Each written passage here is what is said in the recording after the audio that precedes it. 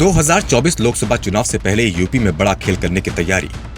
BJP नेता के tweet ने बढ़ा दी यूपी में सियासी हलचल, क्या करने की है तैयारी। लोकसभा चुनाव से पहले बीजेपी करेगी बड़ा उलटफेर, बदलने वाले हैं हालात। सपा, बसपा, कांग्रेस बस देखती रह जाएगी, योगी की चाल से बीजेपी सारी सीटें जीत जाएंगी। ठीक एक साल बाद देश में लोकसभा चुनाव का ऐलान हो जाएगा।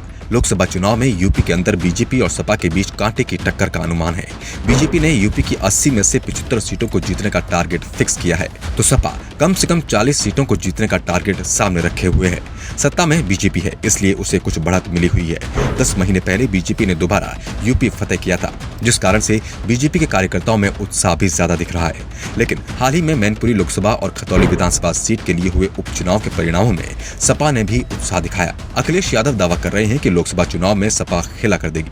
चाचा शिवपाल का साथ मिलने के बाद सपा कार्यकर्ताओं में भी अलग ही उत्साह दिखाई दे रहा है। दावे दोनों ओर से चल रहे हैं। इस बीच यूपी के डिप्टी सीएम केशव प्रसाद मौर्य का एक ट्वीट चर्चाओं में आ चुका है। उत्तर प्रदेश के डिप्टी सीएम केशव प्रसाद मौर्य ने अपने ट्वीट से वो बात कह दी जिसने यूपी के सियासी हलके में खलबली पैदा कर दी। मौर्य ने ट्वीट करते हुए कहा कि बदलते मौसम के लिए रहें तैयार। मौर्य के इस ट्वीट से यूपी की सियासत का पारा बढ़ गया। वैसे इस समय मौसम भी बदल रहा है, सर्दी का सीजन बीत रहा है और गर्मी दस्तक दे रही है, लेकिन केशव मौर्य का इशारा राजनीतिक मौसम की ओर था। बीजेपी की निगाह सपा के ओबीसी नेताओं पर टिक गई है। अखिलेश यादव ने जाति जनगणना का तो कार्ड चला है, उसकी तोड़ के लिए बीजेपी ने सपा के उन ओबीसी नेताओं पर नजरें बढ़ा दी हैं जो विधानसभा चुनाव से पहले बीजेपी से निकलकर सपा के पाले में चले गए थे। और इन नेताओं में सबसे ऊपर नाम धर्म सिंह सैनी का लिया जा रहा है। धर्म सिंह सैनी की बीजेपी में वापसी तय बताई जा रही है, लेकिन कब वो पार्टी में आएंगे ये बीजेपी हाईकमान को तय करना है। संकेत इस बात के हैं कि निकाय चुनाव के समय सैनी को बीजेपी में शामिल किया जाएगा। धर्म सिंह सैनी भी इस बात का ऐलान कर चुके हैं कि वो बीजेपी में जा रहे हैं। बीजेपी नेताओं से उसकी बातचीत चल रही है, लेकिन अब इसमें एक और चौंकाने वाला नाम जुड़ गया है और वो है दारा सिंह चौहान का। धर्म सिंह सैनी की तरह दारा सिंह चौहान भी चुनावों के समय बीजेपी छोड़ सपा में चले गए थे।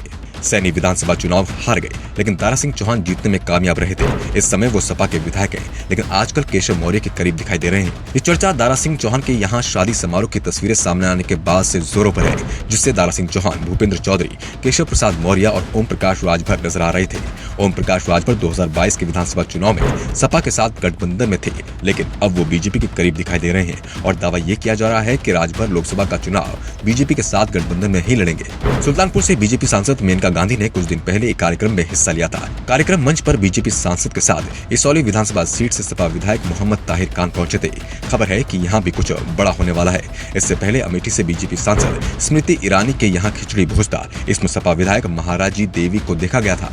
सियासी हलकों में खबर है कि महाराजी देवी भी बीजेपी में आकर चुनाव लड़ना चाहती हैं। ऐसे में मौर्य का बदलते मौसम का ट्वीट सपा के लिए किसी बड़े झटके से कम नहीं। वैसे भी अतीक अहमद को लेकर इस वक्त सपा और बीजेपी आमने सामने है। ऐसे में योगी अखिलेश की अकल ठिकाने लगाने के लिए उन्हें 440 वोट का झटका दे सकते हैं। लोकसभा चुनाव से पहले अगर सपा का ये नेता बीजेपी में शामिल हुआ तो 2024 से पहले सपा टूट जाएगी। इसके बाद योगी और अमित शाह का 80 पार वाला सपना पूरा हो जाएगा।